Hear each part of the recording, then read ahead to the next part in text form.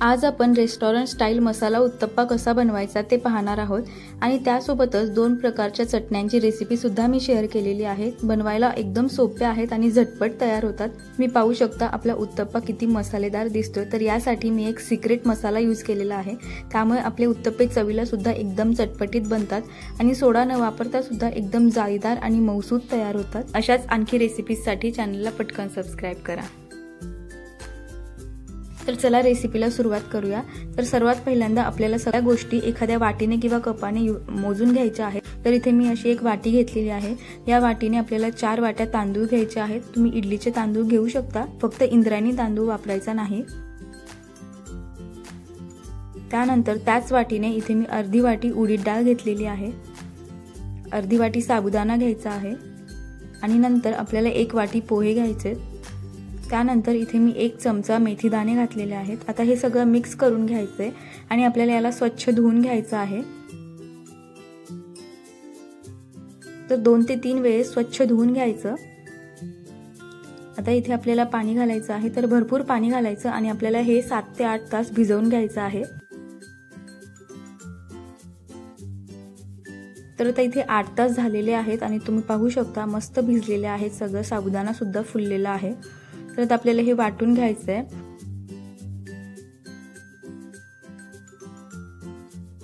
वाटताना हेच पाणी यूज करायचंय, थोडं थोडं पाणी घालायचं आणि आपल्याला मिक्सर मध्ये हे सगळं एकदम बारीक वाटून घ्यायचंय। आपण इडलीला वाटतो ना त्यापेक्षा जास्त बारीक वाटायचं, एकदम स्मूथ पेस्ट तयार करायची। पाहू शकता अशी कन्सिस्टन्सी यायला हवी, खूप जास्त पाणी सुद्धा घालायचं नाही।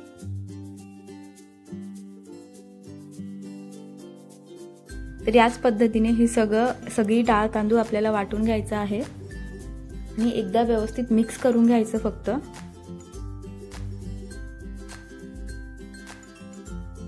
तर आता इथे मीठ वगैरे घालण्याची काहीच गरज नाहीये, आपल्याला फक्त हे झाकून आंबवण्यासाठी ठेवून द्यायचं आहे। तर रात्रभरात हे पीठ छान व्यवस्थित फर्मेंट होतं। तर आपण सकाळी चेक करूया। तर तुम्ही पाहू शकता मस्त आपले हे पीठ आंबलेलं आहे, एकदम भुसभुशीत तयार झालंय। यामध्ये सोडा घातलेला नाहीये तरी सुद्धा तुम्ही पिठाची कन्सिस्टन्सी पाहू शकता, खूप घट्ट झालंय। आता यानंतर पीठ खूप जास्त फेटायचं नाही, फक्त वरचेवर हलकं मिक्स करून घ्यायचंय। आता इथे मी मला लागेल तेवढं पीठ एका बाउलमध्ये काढून घेते आणि त्यामध्ये मीठ घालते। बाकीचं पीठ मी तसंच ठेवणार आहे। तर तुम्ही ते फ्रीजमध्ये ठेवू शकता, 4 ते 5 दिवस ते आरामात टिकतं आणि यामध्ये डाळ कमी आहे त्यामुळे हे पीठ अजिबात आंबट होत नाही।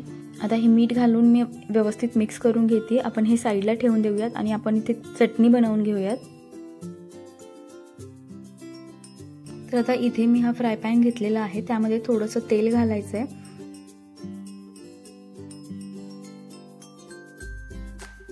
त्यानंतर 1 चमचा मोहरी घातलेली आहे,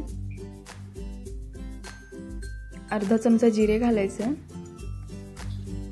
छान तडतडू द्यायचं। त्यानंतर इथे मी 2 चमचे उडीद डाळ घालतीये।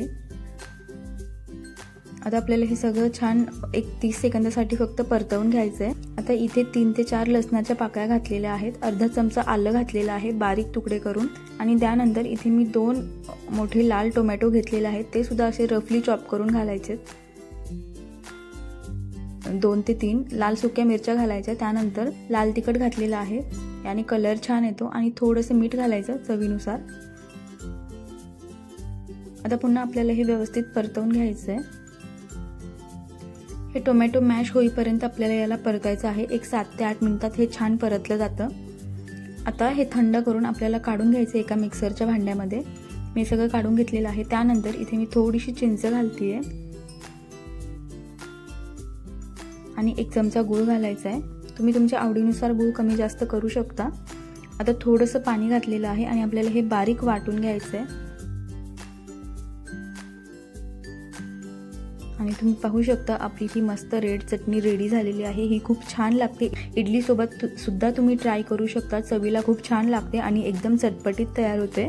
तर आता यावर आपल्याला फोडणी घालायची आहे। तर त्यासाठी इथे मी या कढल्यात थोडंसं तेल गरम केलंय, त्यामध्ये 1 चमचा मोहरी, थोडंसं जिरे आणि त्यानंतर पुन्हा अर्धा चमचा उडीद डाळ घालायची आहे,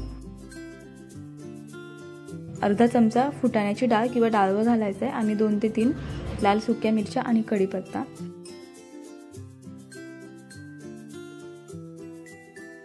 आणि बस आपली फोडणी रेडी झालेली आहे। तर ही फोडणी गरम गरम आपल्याला चटणीवर घालायची आहे आणि वरनं थोडीशी कोथिंबीर घालायची आणि पाहू शकता आपली मस्त आणि खमंग अशी ही चटणी रेडी झालेली आहे। आता त्यानंतर आपण उत्तप्प्याची तयारी करून घेऊया। तर इथे मी 2 कांदे, 2 हिरव्या मिरच्या, थोडीशी कोथिंबीर आणि 1 टोमॅटो बारीक चिरून घेतलाय। खूप बारीक चिरून घ्यायचं किंवा तुम्ही चॉपर मध्ये सुद्धा करू शकता। त्यानंतर थोडंसं मीठ घालायचंय आणि आपल्याला हे सगळं व्यवस्थित मिक्स करून घ्यायचंय। आता हे साईडला ठेवून देऊयात। तर इथे मी उत्तप्प्यासाठी एक मसाला यूज केलेला आहे। तर त्यामध्ये काय काय आहे, थोडंसं मीठ, सांबर मसाला, लाल तिखट आणि जिरेपूड। तर याचं प्रमाण मेन्शन केलेलं आहे स्क्रीनवर। तर हा मसाला तुम्ही एकदा यूज करून पहा, यामुळे उत्तप्पे खूप टेस्टी छान होतात आणि खूप चवीला तर अप्रतिम लागतात। आता आपण उत्तप्पे बनवून घेऊया। तर इथे मी हा पॅन घेतलेला आहे, याला तेल लावून घ्यायचंय आणि त्यानंतर तर तवा गरम झाला की पाणी मारायचं आहे। त्यामुळे तव्याचं टेम्परेचर कमी होतं आणि डोसा व्यवस्थित पसरला जातो।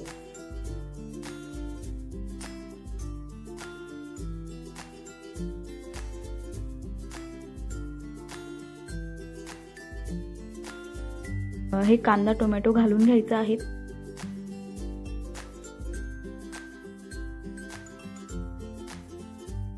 त्यानंतर आपला हा मसाला घालायचा आहे, मिक्स करून घालून घ्यायचा। त्यानंतर आता इथे मी लोणी घालतेय। तुम्ही घरचं लोणी किंवा बटर किंवा तूप सुद्धा घालू शकता। मी घरच्या लोण्याचाच यूज केलेला आहे, यामुळे डोसे अजून जास्त स्पंजी होतात आणि खूप मऊ राहतात। लोणी घातलं ना की दिवसभर सुद्धा हे डोसे असेच्या असे मऊ राहतात। आता दोन्ही साइडने आपल्याला हा भाजून घ्यायचा आहे।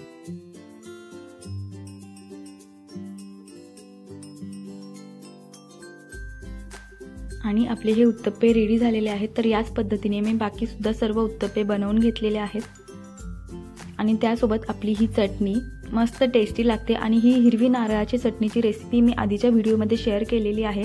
तर मेदू वड्याचा जो व्हिडिओ होता त्यामध्ये मी ही चटणी शेअर केलेली आहे, तुम्ही तिथे जाऊन चेक करू शकता।